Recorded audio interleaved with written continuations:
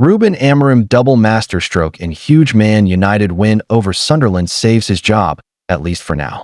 Manchester United's 2-0 win over Sunderland came at a crucial time for Ruben Amorim, who now looks set to avoid the sack over the international break, and two huge selection decisions have helped him keep his job. While the Red Devils have continued to back their manager, pressure has been increasing behind the scenes, and the club's board have even begun looking at potential replacements, such as Oliver Glasner and Andoni Iraola. One source bluntly told Fletcher that Amorim looks knackered and knows it hasn't been working so far.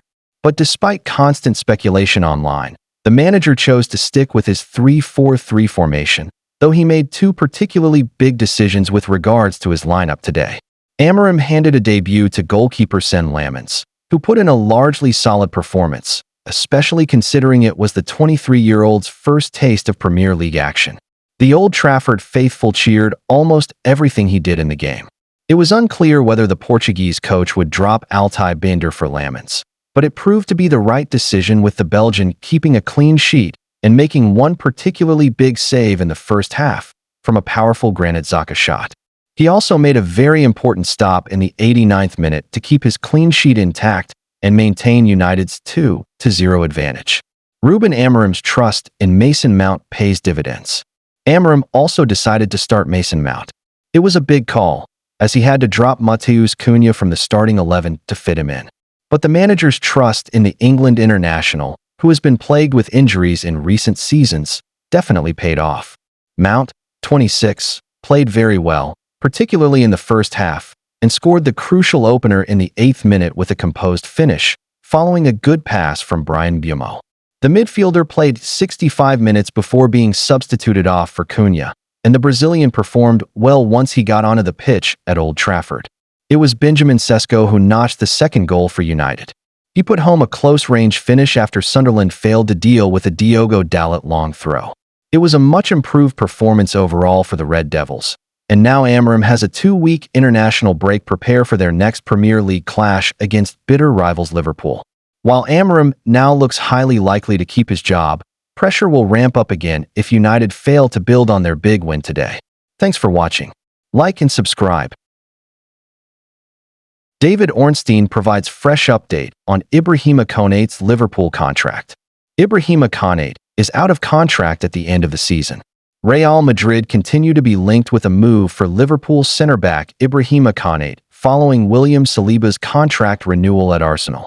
Konate's current deal at Anfield expires next summer, meaning he would be free to sign a pre-contract agreement with overseas clubs from January. The French defender has so far turned down several renewal offers from Liverpool and is reportedly keen on the possibility of joining Los Blancos. Real Madrid remain interested and are closely monitoring the situation. Liverpool, however, are determined to tie Konate down to a new long-term contract before the end of the year. The Reds have tabled a fresh extension offer, and negotiations between all parties are ongoing. As seen in previous high-profile cases with Virgil van Dijk and Mohamed Salah, Liverpool are prepared to take their time to secure the right deal. The club remain confident that an agreement with Konate will eventually be reached. This season, Konate's fitness is crucial given Liverpool's limited defensive options. Jarell Quansah's exit opened a spot filled by 18-year-old Giovanni Leone, but the youngster suffered an ACL injury on his debut and is out for up to a year. Mark Guehi's failed summer move further reduced depth, leaving Joe Gomez as the only senior alternative. Konate's inconsistent form has also drawn media criticism during Liverpool's title defense. Providing an update on Konate's situation at Liverpool, The Athletic's David Ornstein told NBC Sports, "There has been reports Konate has rejected a new contract. I don't think it's so much a rejection, maybe more of a stalemate or a lack of an agreement basically. I'm told talks are active and ongoing, but nothing is close just yet. Suggestions he's on £70,000 per week. I'm told it is more than double that. So, he would want a really good contract, deservedly, you could say, going into the bracket of earners, but that's something they need to sort out." Thanks for watching. Like and subscribe. Spain coach Luis de la Fuente has moved to play down suggestions of a rift with Barcelona boss Hansi Flick regarding the handling of teenage sensation Lamine Yamal. Speaking on Friday as he announced his latest squad for the World Cup qualifiers, De La Fuente insisted there was no conflict despite Flick's earlier criticism. Yamal, just 18, recently returned from a groin injury and made his first start for Barca since August in Wednesday's Champions League clash against Paris Saint-Germain, a 2-1 defeat. Flick had suggested last month that the injury was aggravated when Yamal was used in Spain's September World Cup qualifiers, prompting speculation of a fallout between club and country over the youngster's fitness. "There is no conflict with Flick," De La Fuente said firmly. "I was simply surprised by those statements because he has been a national team coach, and I thought he had that empathy. But for me, what really matters are the two important matches we have coming up. We are playing for the World Cup. That is the priority." Flick had admitted he exchanged brief text messages with De La Fuente on the matter, but hinted that communication between the two could improve. On Friday, De La Fuente tried to clarify the situation once more, stressing that Yamal's condition was not as dramatic as it had been portrayed. "What happened was that, when the match ended, he had some kind of discomfort. But I have never played without discomfort. Nothing happened," he explained. "Our medical staff have been very clear, and I have been very clear. If he had discomfort later on, well, I cannot say. But these are normal things in football. Spain will, however, have to deal with other absentees." Athletic Bilbao winger Nico Williams and Real Madrid fullback Dani Carvajal are both sidelined through injury, while Alvaro Morata has been left out of the squad after a slow start to the season with Italian side Como. Williams, who impressed in Spain's 6-0 victory over Turkey last month before picking up a groin problem, had reportedly been playing through discomfort, and Bilbao had asked for caution over his workload. "The risk in football and in sport always exists," De La Fuente noted. "If a player is on the pitch for his club, he is already assuming those risks. These are completely normal situations that every player faces." Spain currently lead Group E with 6 points from 2 matches and are well placed to strengthen their push for qualification. They host Georgia in Elche on October 11th before facing Bulgaria in Valladolid on October 14th. Fixtures De La Fuente is eager to keep the focus on. "All the rest is noise," the coach concluded. "The only thing that matters is winning these games and securing our place at the World Cup." Thanks for watching. Like and subscribe. Liverpool summer signing Florian Wirtz has endured a torrid start to life at Anfield following his blockbuster £116 million move from Bayer Leverkusen. The German international midfielder arrived with huge expectations, but he has so far struggled to justify the investment and looks a shadow of the player who once dominated the Bundesliga. His latest performance summed up his ongoing difficulties. Wirtz was largely anonymous as Liverpool slumped to a disappointing 1-0 defeat against Galatasaray in the Champions League last night. Despite being entrusted with a central role in Arne Slot's setup, he barely influenced proceedings and too often disrupted Liverpool's rhythm rather than enhancing it.